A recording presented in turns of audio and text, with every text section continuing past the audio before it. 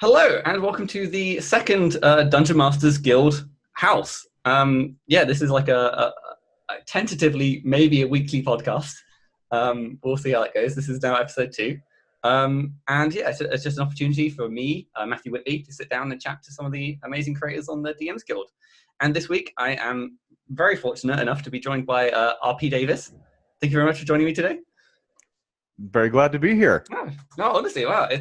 I'm honestly baffled by just sort of like starting this not even just a week ago as like a throwaway thing, and the sort of the feedback and the people who have been sort of tentatively agreed to be on this show has sort of blown me away. So I'm glad. I'm glad. It's always. I just like to talk about the stuff. So, like I said, it's any excuse to talk about people's work and stuff like that.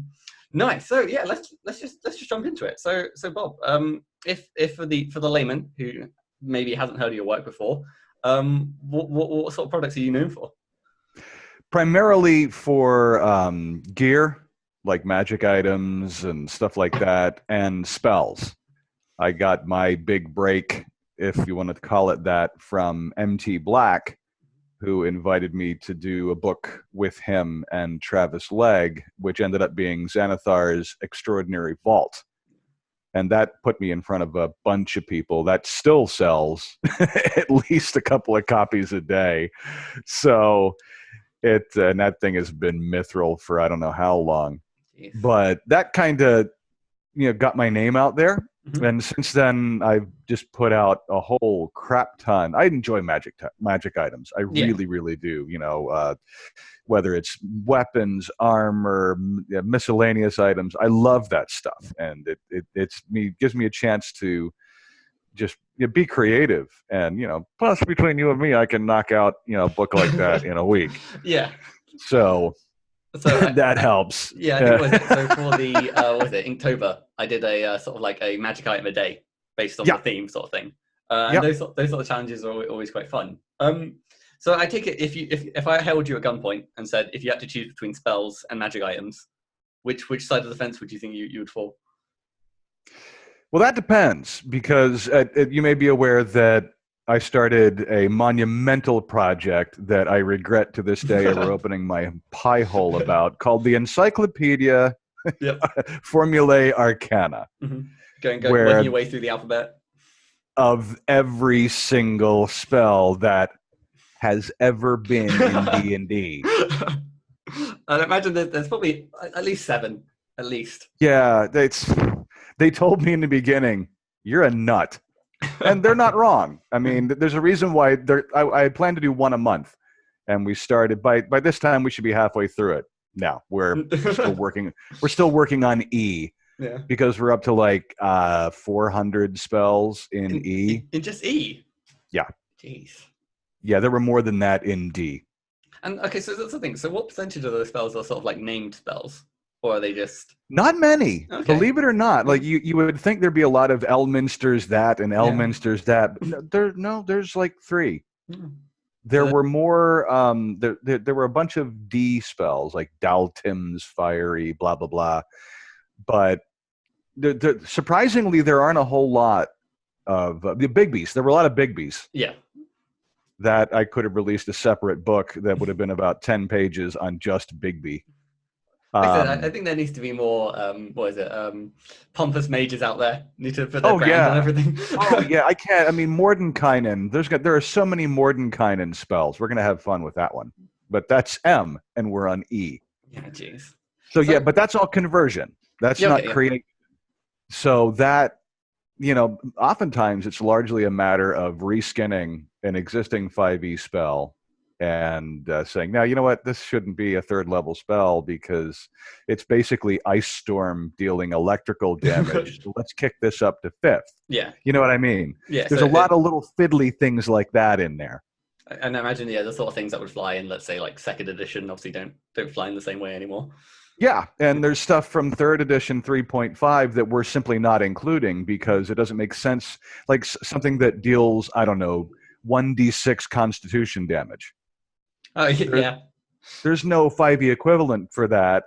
And if there's no way to really port that into doing some kind of 5e appropriate damage, then Yeah, you kind of have to. Until Wizards decides to bring that ability score damage Mhm. rule scheme into 5e, which I hope they don't. And is it the case where, so say you do it once, say you convert this constitution reducing spell to, let's say, it deals damage based on health, and then I imagine that sets the precedent for all other spells like that. So it's just Yep. sort of like you just have to go through the trouble of fixing it once. And then I have created, I mean, you could argue that I'd have to go through the trouble of fixing it once, but then I would have to put a sidebar in every subsequent book. Yeah. And then make sure the whole thing is internally consistent. Yeah. So it's just easier for me to say, no, we're not doing anything from Dragon Magazine, and no, we're not doing anything that does, you know what I mean? Because there are some really cool spells out there. I love that, that the ability score damaging spells. Yeah. I think that's a great rule, but it's not in 5e. Okay, fair. Yeah, I suppose, there's the monster equivalents and stuff like that, but yeah, never quite. Yeah, exactly. So, right. So you mentioned that obviously you kind of got your start with this project with Travis Legg and MT Black. How long ago was that then, if you don't mind me asking? Oh God, I have to look it up. Yeah. I want to say it was 2017, late 2017. So fairly early days. Together. Yeah, I mean, I've been on the guild since 2016, since August of 2016. And that was just something MT Black contacted me out of the blue on Facebook and said, hey, you want to do this thing? Because I'd been kicking out a few things on, magic items and gear and that. And I mean, it just goes to show that, if you're a member of the community and you communicate with the community and you're not a gimp, that what opportunities can await you. I think that's one of the definitely the best things is just trying your best to get involved. And actually, so I did also want to mention, so obviously you've had your, I guess I don't want to call it a foray with magic and items as well. One of your more recent projects, was it Jarl Axel's Guide to Traps? Yes. Is a different beast in its own nature. It really was. And I guess my first question is, how did you find the experience of writing in a established character's voice? Because obviously you got the little text excerpts, you got things like, and that was weird. Yeah. Because I am not, I enjoy writing in character voices. I mean, we're all frustrated fiction art writers, aren't we? Yeah. We've got like 3 books on the side, Yeah, exactly. Yeah. I mean, I've got a whole bunch of stuff in my Google Drive that thank God will never see the light of day. But it was difficult because I don't read the Forgotten Realms novels. Mm-hmm. You could fill a book with what I don't know about what like R.A. Salvatore has made his voice to be. Mm-hmm. So I wrote a few things, and if you're going to blame anyone for being in his voice, blame Jeremy Schultz-Arnold, because he's the one who did a lot of that stuff in the beginning about when to use a trap, when not to use a trap. Yeah, that's him. He contributed that, and it's great stuff. So a lot of the Jarl Axel's voice stuff is stuff that came from Jeremy, and it just went straight into the book because it's just great stuff. Yeah. I must admit, I think if I was to ever come to write anything, at least from Jarl Axel, I think I would struggle to detach the Chris Perkins element from. Just because he from when he stabbed Viari. Yeah, it's all good moments and stuff like that. But it's weird. It's weird how like you hear a podcast where they portray one of these characters, and then it's hard. You can't imagine them being any other voice, any other sort of.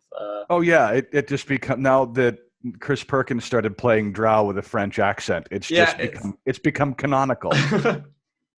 But no, so that process, weird but cool. It was a I guess like from writing the traps and everything like that. What was some of the more interesting parts of the project? Obviously, the fact that you also got it on print as well, which is I imagine invites its own sort of host of challenges.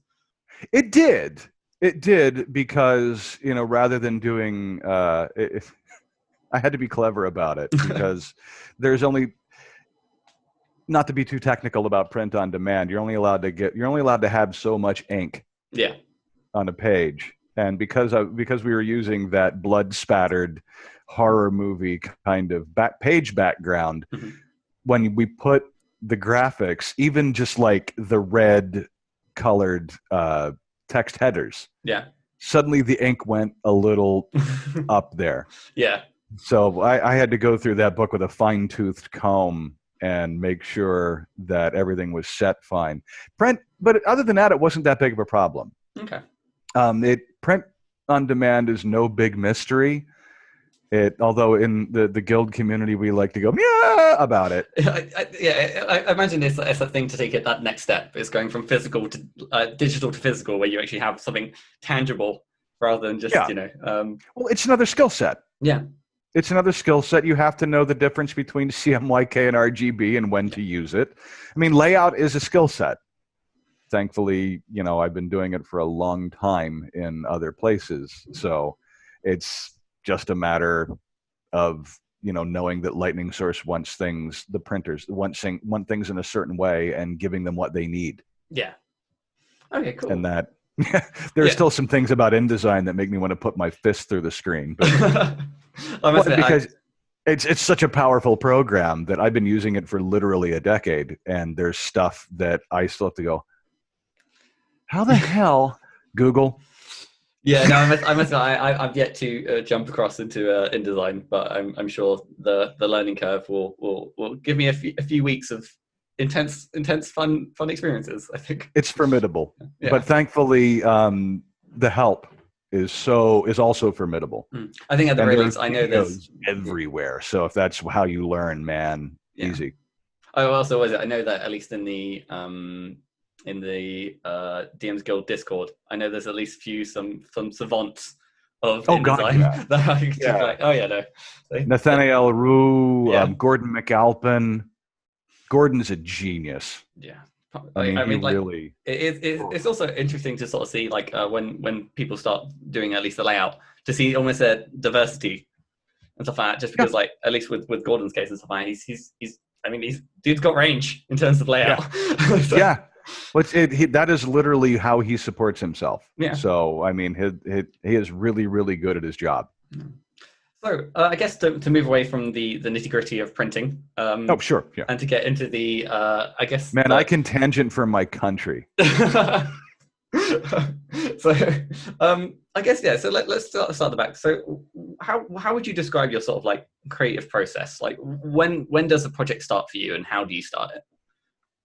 I have a folder full of like seeds, ideas, and stuff like that on my Google Drive. Yeah, because I'll be walking through the little village I live in, and I'll overhear something. I mean, it really is no different than any other kind of creative process where, I'll be walking through the village and going, "What if?" Yeah.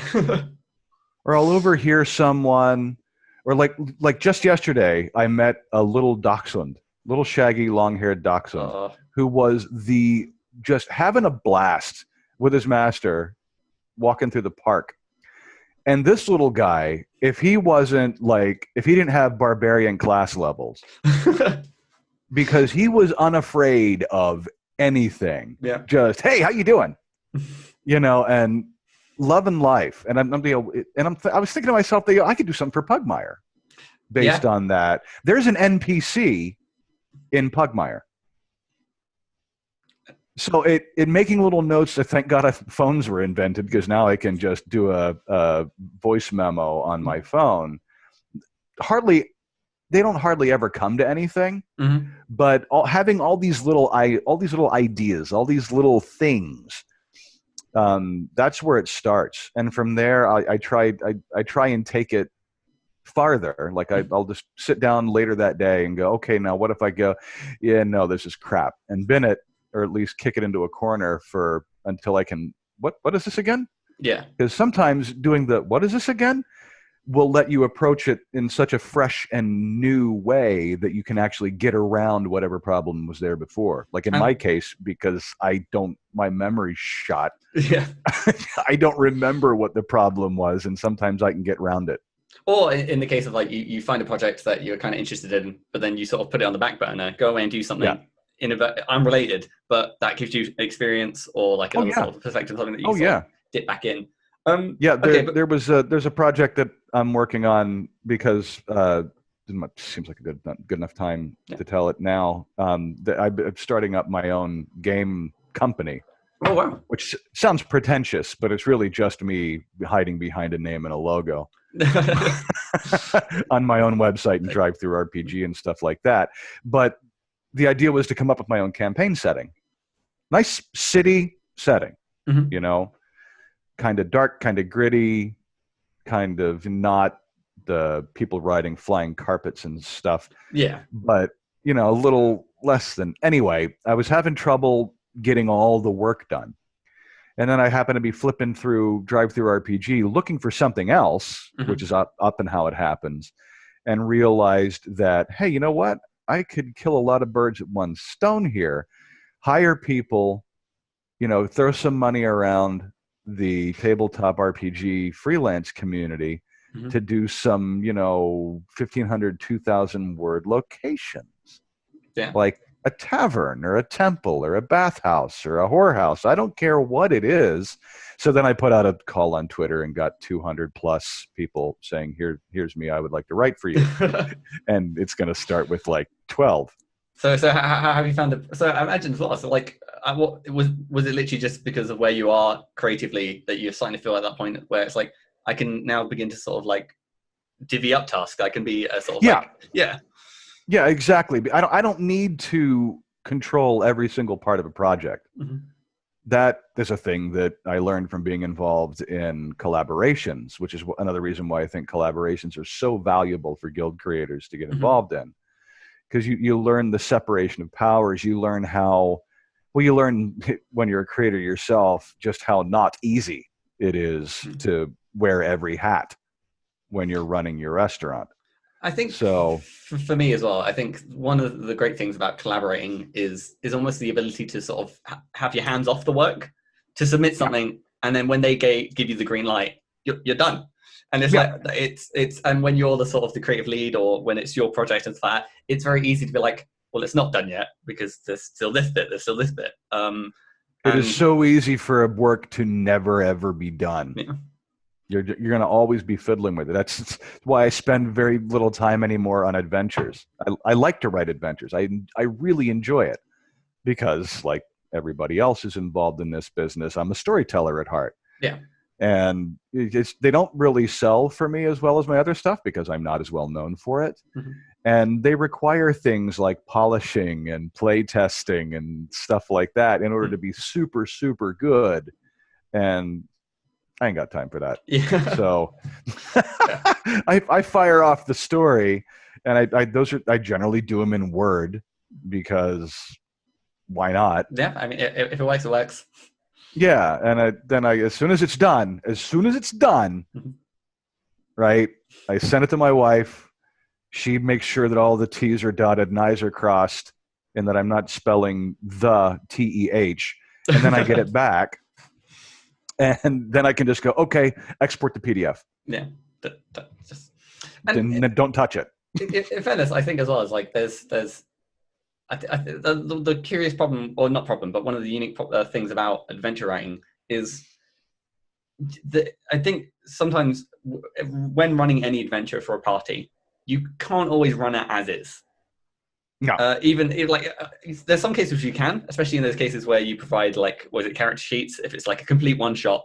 But I imagine maybe for most people it would be the case where you're bringing, you've got your party, you want I don't know, like a what do they call it, like the episodes in like a sitcom where it's just like the beach episode, or completely removed where they just like, okay, well now you guys are visiting this castle here, they're always so. I like the idea of like, okay, well here's the bare minimum, here's almost like the skeleton and stuff like that, and you can sort of run with it. Because I've been doing this, I've been involved in D&D specifically and tabletop role playing games in general for 30 plus years. I'm still kind of stuck in the way they were doing things, when Gary Gygax was still writing stuff for TSR.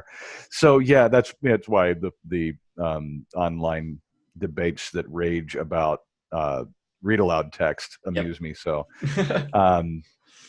like some of the people expressing the gospel level opinions on this stuff. Like, son, I have dice older than you. But I enjoy it. I know how to deal with it. I think it gives us all the ability to, satisfy that frustrated fiction writer and throw some florid prose on the page. But anyhow, I enjoy writing. I enjoy how do we get on this? Geez, I wish I knew. I should, as the interviewer, I should probably keep track of these tangents, but it's fine. Just let them ride. Let them go. It's sometimes. I get it. Sometimes you just have to export the PDF and be done. And that is a very hard lesson for some creators to learn. And I think as well. So I spoke to Josh last week and stuff like that, and we sort of spoke about the idea of going back to some of your older projects and sort of revamping them as you sort of I did it for one recently because I was going to recommend it. Somebody did one of the things on Twitter that said, have you got a Halloween one shot that is spooky? Ooh, yeah. I'm like, yeah, I got one, and I put the link in, and I went, I don't even remember what it's about. Maybe I should take another look at that. Maybe I should take a look at it. So I opened it up and I read it and was horrified. Yeah. It was some of my earliest guild work. It was laid out poorly. It was full of just bad writing. Yeah. So that one I pulled into InDesign and put it in pure editor mode. Yep. And savaged it. And then when I fixed it, laid it out again, and now it's something that I find it's remotely tolerable. Yeah. But sometimes you just got to put the thing out there into the world, shove it out of the nest, and let it fly or fall. Mm-hmm. Also, the same thing of like the idea of like there's a game developer term for like of killing your babies. Yeah. And sometimes it's like knowing when to ship and when to sort of like capitalize. And I think there's. I'm trying to think if I've killed a project yet, and I think I have. I've killed at least one, and it's a lot easier when it's not a collab because you can just like when there's other people involved, it's much I couldn't imagine. You might as well throw it out there at that point if you're investing. Yeah, I mean, I've killed a couple of things that I thought were fine until I got to the end. It's the nature of it that you can't really find out until the end. if you knew sooner, you would.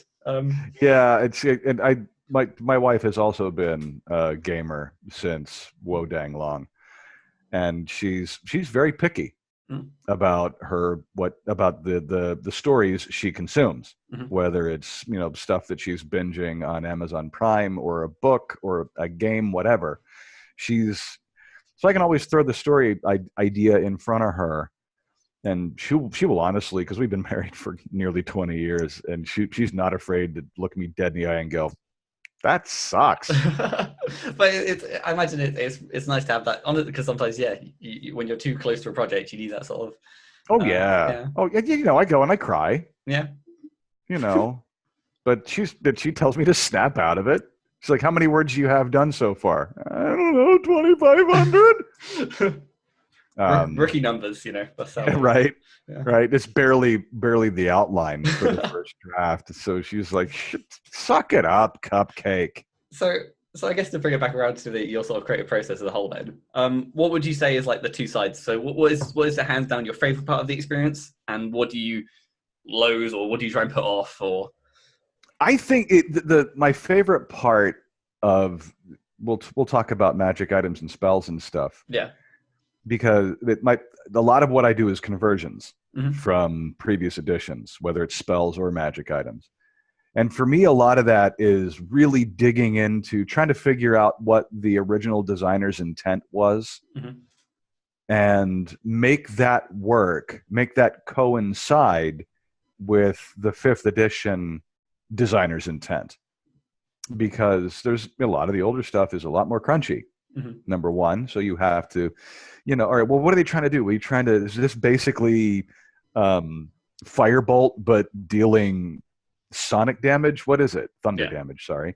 Yeah. So because a lot of it is blatantly obvious. It's just somebody's wizard name stuck on the front of a spell that is basically Firebolt that does force damage. Yeah. That's easy. Mm-hmm. But, you know, trying to figure out the original designer's intent and then bring that forward can be difficult, and it's fun. It's like a detective thing. It's like reading a detective novel. Okay, I can find the threads here. Yeah. And boom, it works. I hope. Mm-hmm. And a lot of what I've been doing with magic items, I started doing magic item sets recently. They were pretty common some years ago, but they blow the concept of a set. Like if you 3 things, you're attuned to all 3 at once, and they're even spoofier. That blows people's minds. I think I imagine the 5th edition thing I can equate is the Belt of Giant Strength. The lightning, the Maul of the Titans, and those 3. You can't use the Maul of the Titans without having the girdle of giant strength. But now these are like you talk about, like there's a shield and a helmet and a breastplate that all belong to some famous fighter dude. Yeah, and if each one by itself is pretty awesome, but when you get all 3 together, suddenly, you know, that's like an 18th level capstone, 18th, 20th level capstone campaign focus. Yeah. Right? Considering how rare magic items are in 5e compared to where they were in, 1st, 2nd, 3rd, 4th. So it's still very much the I guess the investigative process of trying to determine intent from these magic items or spells. Coming up with rules to accommodate things like the magic item sets, these optional rules, that sort of thing. I love that stuff. That's my bread and butter. Okay, so then the opposite then. What's your least favorite part of any sort of project creation? Or my least favorite, I said I enjoy writing adventures, and I really do. My least favorite part is finishing adventures. It, like, trying to get the thing tweaked. So, all right, is the story going? Am I being too railroady? Am I being too sandboxy? Yeah. How can I make player choices? How can I ensure player agency? How can I ensure that the choices they make are meaningful and can truly affect the story, without basically ending up at a point where, well, I can't predict where they're going to go from here. Yeah. How the hell do I fit? That's frustrating as hell. Or making like contingencies for like, okay, exactly. If this character is here, or if this character is dead, this person does. It's You just can't. Which is why my adventures being more than a little railroady. And they end up being more than a little railroady, because it's not like chugga choo choo. Nothing you do has any effect at all. Yeah, but it can be difficult, and it frustrates me. And I wish I was better at it. Maybe I would find it a little easier to deal with if I was better at it. But I don't really want to. I don't want to take the time to practice that much. And I think so. You can also I find. I started writing adventures, but more recently I've dipped into writing encounters.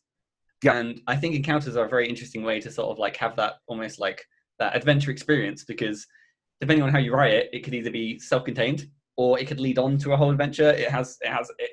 You have the experience intended there. Yeah, easier to test. Everything's within this box, and then if the players run with the box, or if they break the box, then they can do it. I got to do more of that. Yeah. I did a thing for the villains and lairs, the one that Jeff did for Undead. I was in that one as well. I did a villain and lair for him on that, and it was so much fun. Right. You're absolutely right. I got to do more of that. There you go. Pending project coming out soon. I'll keep poking Jeff. Do another one. Do another one. I want to do another one. I want to do another one. So, God knows I've got too much on my plate to start one. Well, with creating your own world, I imagine that's probably keeps you busy. Although, it is a thing. It is definitely a thing to pursue, because it lets me. I'm going to have people writing adventures for this world anyhow. Yeah, like complete. People who know how to write adventures and can make them happen quickly. Here you go. Here is some money, and give me an adventure that's set in my world. but having a book of encounters would be pretty awesome as well. I think like, it's like for cities or things like that, it gives a good thing for cities to feel alive. And you know, the fact that adventurers are typically looking for any chance to be the hero, or you know, see an opportunity where they can pickpocket someone. Or yeah, it's great to for DMs, you know, just to you're on your way from the inn to the temple. Yeah. What happens on the way? Yeah. Let's have a random encounter. Oh, I've rolled a 1 on a d6. That means something happens. Well, what happens? Yeah. So to keep it as a reflective thing. So across your whole sort of like DMsGuild experiences and stuff, what's one thing that you wish you knew earlier? I wish I knew how valuable an editor would be. Mm-hmm. Like when I first started out, because like everyone else, I fell victim to you can edit yourself. Yeah. And the truth of the matter is, no, you bloody well can't. Mm-hmm. Especially for structural things like what we in the editing field call developmental editing, where you're looking at the bones of the story itself, right? To make sure that all the things are in there that the story needs to be a story in the first place. You know, because a lot of my early stuff is just terrible. There's your proofreading stuff that, you know, the typos all the way through it. Some of it doesn't make any sense. And I'm not going to give you the titles of it, because then you'll look it up and people. I know who you are. Yeah. But then, you know, I got Ken Carcass to edit an adventure for me, and it was such an illuminating experience. I mean, yeah, I've done this stuff for other people, but it never occurred to me exactly how important it would be. Maybe it was hubris, maybe it was ignorance. I don't know. It was still a stupid mistake to make. I don't know. I think it's the nature of editing your own work. I mean, you put those words there in the first place, and I think having someone, even like editing someone else's work, is also the same process, because you can sometimes get the gist of what they're trying to say and just restructure it in a sense that flows. Like, again, it's the flow.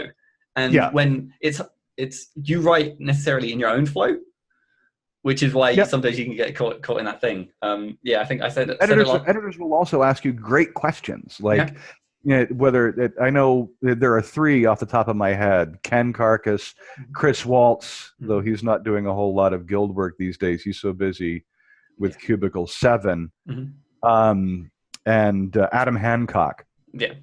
All 3 of them have done editing work for me, and all 3 of Chris and Adam especially are really good at asking questions. Like, what if this happens here? Shouldn't have thought that. You know. And like I said, so I've had the pleasure to work with Adam. I've worked with Ryan. Geez, Ryan too. Yeah, Ryan. Sorry. But it would be the case that, like I said it last week, and I'll say it again, I'm yet to find an editor that's not worth their weight in gold. It's every editing job that I do, I feel as bought into the project as the creator, and that because I think as an editor you have to be, to a certain extent, if you're doing that kind of inside out developmental edit thing. Because you have to wear many hats when you're editing, and that could be an entirely different conversation. We could be here for hours. But get an editor. There's plenty of them out there that'll work for rev share. Offer them money if they're trying to do this for a living. Offer them money. Pay people for their work. I think that's generally. Yeah, I mean, I will work for rev share only on the exact right project. Otherwise, like I edited and it's not about just a project that's going to be huge, but projects that are enjoyable, and I don't care how many they sell if I'm really into it. Like the Malar, there was a big Malar the Beast Lord book. I edited that. Holy crap, was that a ton of work. I can great, because there's so much information. It's like 900 pages, and it's great. But more recently I did the Weekend at Strahd's adventure for Oliver Clegg and Anthony Joyce, because holy crap was that fun. That So was just too much fun to edit that idea. As soon as I heard the idea or saw the idea come across Twitter, I'm like, I want to edit this. like I said, so not to peel too much behind the curtain, because obviously it's their project and stuff like that. But how did you find the editing process for that? Was it like two passes, one pass, like, or was it just That took, I think, 3 passes because there were some structural things that didn't quite make sense where they were. There were some mechanical things that needed to be addressed. So, because what I do, my process for editing is pretty simple. I read the thing from top to bottom and just scribble some notes in the margins. Yep. Because I want to find out where, if there are structural problems, where are they? Yeah. So I need to map it out first. And it's only after that, okay, this section needs to go here, that section needs to go there. Let's move it all around. Like I've been known to take 3x5 cards and write encounters and stuff on that and like put them on the wall with tape. Okay, does this make sense? Do like that famous meme guy with the cigarette and the string. Yeah, the always sunny in Philadelphia. Sometimes you have to. Yeah, to be able to visualize P.G. Woodhouse things. used to do that. Oh, really? Yeah, P.G. Woodhouse back in the 30s when he was living in America. Was he living in America in the 30s? Anyway, when he was living in America, he when he was working on a novel, whether it was one of the Blandings Castle novels or whatever, he would basically take his typewritten scenes and pin them to the wall. And depending on where the chair rail was across the wall, how high above the chair rail, that's how good it was. Wow. But he would move them around and jigger and map, and he would have different colors paper for different storyline, different plot lines. And it's a very clever way to do things if you have a room to spare. Yeah. Thankfully, I seem to have a lot of wall space behind me. So yeah, I do too, but I don't own it. So I have to use the blue tack or Trello. Yeah, just stable. Same thing. Just get a nail gun. Just yeah. But no, map it out. Yeah. And then dig into the mechanical things after you've got the structure down. Yeah, so it could take 3-4 passes. Some things, like I also edited Jeremy Forbing's Mask of the Red Death Player's Guide, which was an absolute joy because I've been in love with that setting since the second edition days. And when I found out that this was happening, I insisted that you I basically got your elbow in the door. I sat on his doorstep until he let me do something. And but it's a fabulous thing. And I didn't do much of anything structural on that at all. I made a few suggestions for some mechanical things. Yeah. But most of that was just making sure that the book's voice was consistent, that the language usage was consistent, that the new rules that he came up with, and they are legion, were both sympathetic to the second edition and third edition versions of Mask of the Red Death and consistent with fifth edition design philosophy. Yeah. So, which in some cases was harder than others. Yeah. I'm trying to think of it so to sort of like bring it full circle and stuff like that. It seems like some of the big takeaways and stuff like that is one, get an editor, but two, actively engage in collaborations. It seems like you yourself have benefited hugely from getting involved. Tremendously. Yeah. I wouldn't be anywhere near where I am right now in terms of my writing career, he said graciously, without collaborations. So I guess to keep it sort of community focused then, is who's a creator in the DMs Guild that sort of continually inspires you? There are a couple. Yeah. Because there's Anne Gregserson. Her work is so good, so creative, and she is such a cool person. I always voraciously consume anything she puts out, and she's just a good person too. She's an awesome person. Oh, I say that. The rule number one, don't be a gimp. Still stands. Don't be a gimp. Yeah. Pretty easy. Yeah. And there are people whose work ethic astounds me. Mm-hmm. like Oliver Clegg. Yeah. The sheer volume of his oeuvre Mm-hmm. is the way he has his tongue firmly wedged in his cheek while he's flaying the flesh off the bones of some person or concept he doesn't like. It continually amuses and inspires me. I think it's I mean, like with it, it's like you can read two things from that. There's one thing that maybe spite is a powerful fuel. No, honestly, I tend to run. I try to be a nice guy, but I really tend to run on caffeine, alcohol, and spite. Yeah. And if you can mix the three together, it is a dream project right there. Yeah, right. I mean, I don't take anything to the lengths that Oliver does, mainly because I'm not that clever. But I've enjoyed everything that he's put out. I like him too because he dishes it out and he can take it too. Like I ribbed him mercilessly for his Attack of the 50-Foot Bikini Werewolf. When the cover art came out for that, I'm like, not right. And he said, huh? I said, just not enough nipples. She's only got one bikini top. There's 2 triangles there. She should have like 5 pairs. Yeah. 4 at least, 4 pairs of triangles. Send that back to the artist. I must admit, in terms of nitpicking on art and stuff, I think you've picked the right hill to die on. God.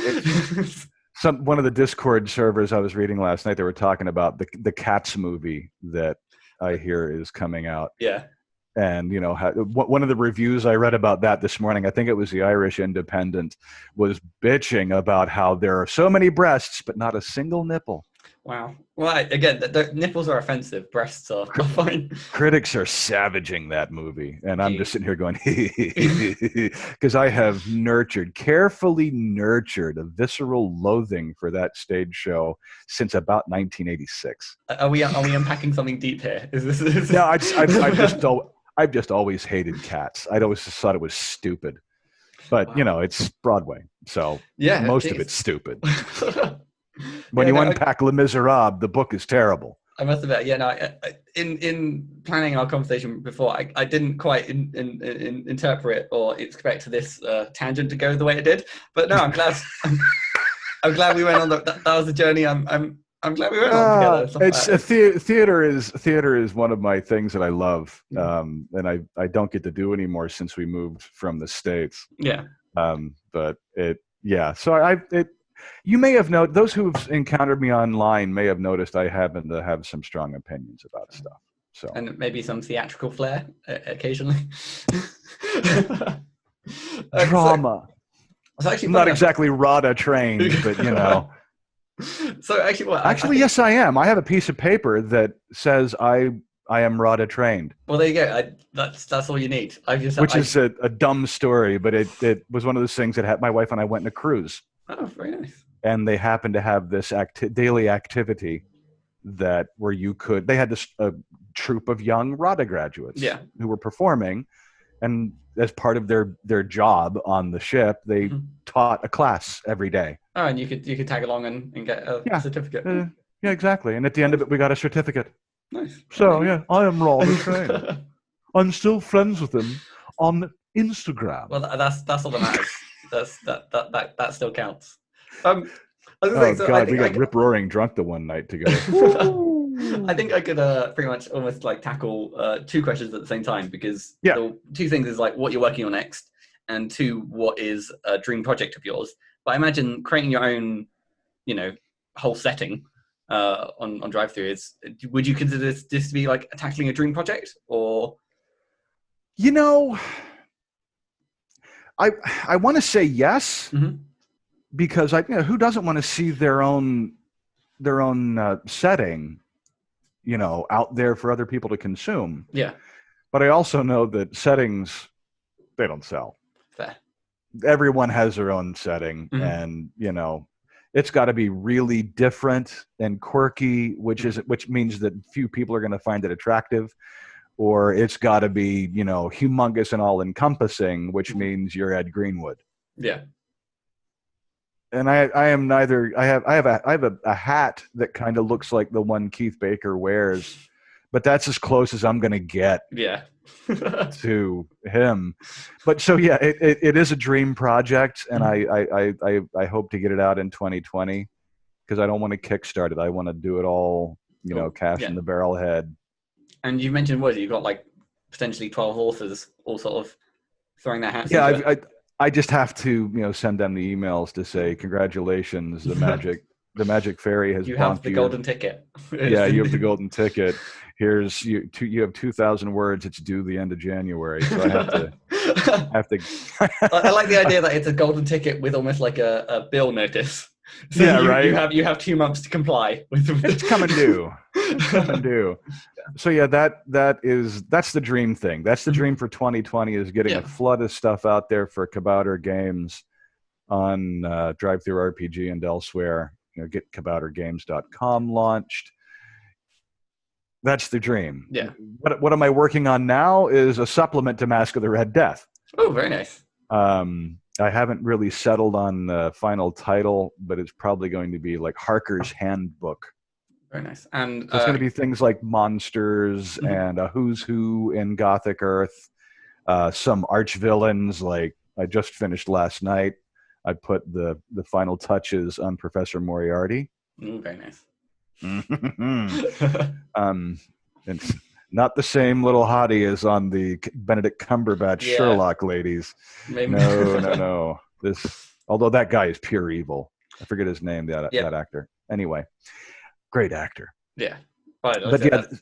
So that's what I'm working on now. I'm about 7,000 words into it, and I probably will do another 3 before I get it to a point where I can start shipping it to an editor. And is that looking at like another sort of like 2020 release sort of thing? Oh yeah, that's not coming out before the end of the year. Yeah, no. That's maybe we're it's the 20th. Oh yeah, okay, yeah. I ask these questions as if like it's another few weeks. No, it's not. It's 10 days or like 11 days until we're in the new year. Might get another magic item supplement out on Drive-Thru RPG before the end of the year. Yeah. But that's because I can do in my spare time, like you were saying, you do a magic item a day. If I'm bored, something like that, don't. This is just between you and me, right? Sometimes we're not. I'll cut this out. Don't worry. All right. Sometimes when I'm sitting on a can, I'll just pull out a notebook, my phone or something. Whenever the creative process strikes, you have to catch lightning in that bottle. That's be like sitting there going, oh, I need to vary my diet. Oh, hey, wait a minute. What if there was a dagger that, you know what I mean? Yeah. So to sort of like almost get like a point for the, let's say, aspiring item creationists out there. Exactly. What are like some tips that you sort of have for like balancing an item or creating an item? Be really, really, really, really familiar with what exists already. Yeah. Ignore everything that's on D&D Wiki. Ignore everything that's on the DMsGuild that isn't official, right? And there's even some official stuff I would ignore. But get all of the core rule books and, your anything that's supplemental, like your Xanathar's Guide? No. That. They had common items in it. Yeah. But stack up all the core stuff, right? Take a look at what you've come up with, right? Because the mistake I see most people make is misapply, and I make it myself. Don't get me wrong, is misapplying rarity. Yeah, I was gonna say, so like the thing with like rarity and attunement. How do you decide if an item is an attunable item? Like, is it just if it affects you personally, right? Like if it gives you a plus to one of your ability scores, attunement. Yeah. If it lets you cast a spell from it, like in reaction to something else, attunement. Nice. Like if it affects you personally, it needs to attune to you, right? Okay. Things that are like wands or something like that, you don't necessarily have to attune to it. Yeah, I mean, they're point and click, aren't they? So yeah, you just exactly. Like I've been joking for 25 years that the man who developed the wand of magic missiles, his name is Uziel Gal, who is the guy who designed the Uzi. There you go, a history lesson as well. Wow. This is my wand of magic missiles. It's been made by Smith and Wesson. You get to turn it sideways and everything. It's yeah, right. But yeah, it's so balancing it, and there's all kinds of little things, but they're hidden because 5e doesn't have like third edition a whole list of rules for creating magic items. Other than, replicating the item. There's a bit in the Dungeon Master's Guide about replicating stuff that's in the Dungeon Master's Guide. Yeah. So you have to look at things like the potion rules. Mm-hmm. You'll notice that if the potion will let you do a first level spell, it's uncommon. Yeah. If it'll do a second level spell, it's rare. If it'll do a third level spell, it's very rare. And beyond that, it's legendary. Yeah. There's a great rule of thumb for rarities. And if it lets you do something repeatable, then it goes up a level in rarity. That's the way I like to do it. Like if it's going to let you do like a potion of fire breath. Yep. That's Burning Hand's first level spell. It's one use, uncommon. Done. Yeah. And then I imagine like the charges would sort of, the multiple uses of things. Yeah. Absolutely. That kicks it up a level in terms of rarity. And then, I suppose, how do you determine number of charges as well? Then is that just a sort of like I take something that exists. Yeah. And basically reskin it. So if it's a damaging spell that has charges that is like I'm trying to think of a first level spell that isn't Magic Missile. No. Ray of Frost? Ray of Frost? No, I think Ray of Frost is a cantrip. It is. Scorching Ray is second edition or second level, isn't it? I must admit, so I typically play a barbarian. So spells if I'm not hitting things, don't ask me. Tag smash, but hey, we're on the Scorching Ray 5e. Say that that's a second level evocation, but let's pretend that it's first level. Yeah, I mean, we've created a first level, a first level version. It's really okay. There you go. We just created a new magic item. Yeah, we have a it's not auto hit, so we can kick it up a damage die or two. Yeah. Right? Because Magic Missile is auto hit. That's why it's 1d4. It's always been why it's 1d4. And we don't want it to be Scorching Ray because that's a second level spell. So let's make it 1d6 damage. Other than that, we just copy the Wand of Magic Missiles and say when you can use as an action, you make a ranged spell attack using your spell save DC or some number, whichever is higher. Done. And it deals fire damage. Done. Poof. Magic iron created life. No, that's awesome. I do the advice of like when to put attunement and looking at potions for rarity. Yeah. I know that those are sort of useful tips to sort of always look at existing items. Whenever possible, simply reskin. Nice. Yeah, I mean, sometimes that's all it needs. And like it's melts acid arrow. Okay, done. I mean, that's another thing we could do with that Wand of Magic Missiles euphemism. Have it cast melts acid arrow, kick it back to D4 because we're going to be doing ongoing damage on a hit. Yeah. And I guess you can also see how it is easy to bounce between spells and magic items because they share a few things, and it's just like when one side you're dealing with the attunement, the rarity and stuff like that. The other side, I imagine you're dealing with like, okay, well, what school of magic it is, what are the components, what sort of like speed are we casting it at, and okay, it's nice to see the overlap, and you've very much like you've got your the Venn diagram. There's you in the middle with your flag. I'm like, okay, we have this is spells, this is magic items, and that's me pulling stuff out of my ass, which happens. When lightning strikes, Yeah, no, I don't mean just for the inspiration. I mean for sometimes there isn't. The Venn diagram doesn't really overlap. Yeah. So you kind of have to go with your gut and make a decision, which is DMing. Yeah. Rulings, not rules. Yeah. No, that's always the whatever works at your table. and however you want to interpret things at your table, whatever, that's what's best. As Mr. Crawford says, whatever is the best way you found to help you follow your bliss. Yeah. Yeah. And only my bliss. My players aren't allowed to have fun. That's the important part. Yeah. No. And if they start having too much fun, rocks fall, everyone dies. Yeah, no, exactly. I built my throne of skulls. I will. Why do you think I was triggered to write that book of traps? They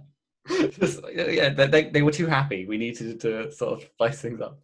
Well, that's actually one more thing about inspiration. Yeah, we can use Jarl Axles as a good illustration of that, because it was. Mm-hmm. I have so many stacks of old things. Because look, I've been in this gaming thing for a long time. Yeah. Right. And there was a series of books from Flying Buffalo called Grimtooth's Guide to Traps. Okay. I think there were 8 of them. Mm-hmm. And they started coming out in the 80s, and they're just fabulous. They were always funny because they're almost all of them just designed to turn PCs into a fine red mist. They're just merciless. You can't detect them. You can't disarm them. Yeah. And they'll pull your head off while cutting you in half the other way. And I'm like, this is awesome. Yeah. I used to read them for entertainment. And some months ago, I pulled one out, was looking for another book, found this book, went, here's some bedtime reading. Yeah. And went, you know what? I don't think there is one of these. So I got out of bed, went downstairs to my office, and went tickety on a DMsGuild. Yep. And the only traps book that was there was one that James Introcaso wrote like in 2017. So early days. Like April, May of 2017, something like that. I don't remember. Mm-hmm. I'm like, so there's a hole in the market here. Yeah. Huh. So then I started writing it, and then I realized this is too much for me, man. I mean, I imagine that's almost like a great lesson to take away from your style, is to look back for inspiration. There's huge wealths of things that have been, with D&D being around for as long as now. There's so much back there and stuff like that, and even just like making it modern or having like a new take on these things. Retell it, put a different spin on it. I mean, that's one of the beauties of working on the DMsGuild is we have the ability to literally take some. They've told us this. Yeah. It's all in the FAQ. You can take something like Expedition to the Barrier Peaks, write a sequel to it. Yeah. and if all the characters get killed off in the first 5 minutes of the adventure, I'm allowed to. Exactly. You want to kill Elminster? Yeah. Go for it. Bane comes back, splits Elminster in half. Done. So now I feel like I want to write a murder mystery involving like some beloved characters who killed Volo. Oh God, please kill Volo. I've been saying that since about 1986. No, that murder mysteries are hard, man. Yeah, I know. This is again this is off the cuff. I'm literally speak to me in a month's time if it's actually a product. Then well, there are actually, but there are great Gumshoe. Mm-hmm. Gumshoe. Look up Gumshoe. Okay. The game. There are some things. I forget what did TSR have Gumshoe? Anyway, one of the many offshoots of D&D that TSR did back in the 80s was a like noir detective sort of thing. Okay. And there's some good stuff out there that you can crib from. Okay. It's one of the things that I tell people, like on my Patreon, that I make very clear is that embrace tropes. Yeah. Embrace tropes. Fully immerse yourself in what has come before, because I guarantee you that whatever you have that you think is new and innovative, it's not. Yeah. And I suppose someone's done it before. Taking the trope and saying it in your own voice. It's something new.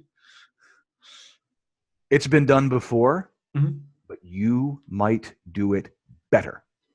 Wow! So go out and do it anyway. I'm feeling so suddenly motivated. I should go kill Volo. I need to. Yeah, I have to. Yeah. No, honestly, I feel like I haven't really been keeping track of the time, and that's how the interview is going well. But I don't want to keep you much longer, Bob. So thank you so much no for joining me for this. Glad to help. if people want to hear about, this new world of yours or any of your projects coming out, where would be the best place for them to find you? You can follow me on Twitter at WP2XX. It's a long story. Ask me, I'll tell you. You can find me on the internet at www.r-p-davis.com. Soon there will be kaboutergames.com, but right now Kabouter Games is basically a placeholder on rpdavis.com. On the DMs Guild, I'm RP Davis. I decided to choose a pretentious set of initials rather than use my name.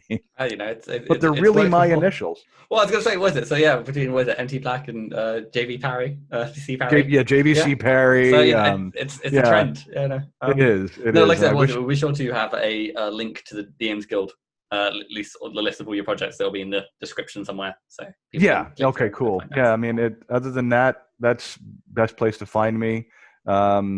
You can if you want to email me, you can do it through my website. Mm-hmm. Is there anything else I'm forgetting? Nope, that's about it. There's enough ways for them to contact you and or find you if need be. Yep.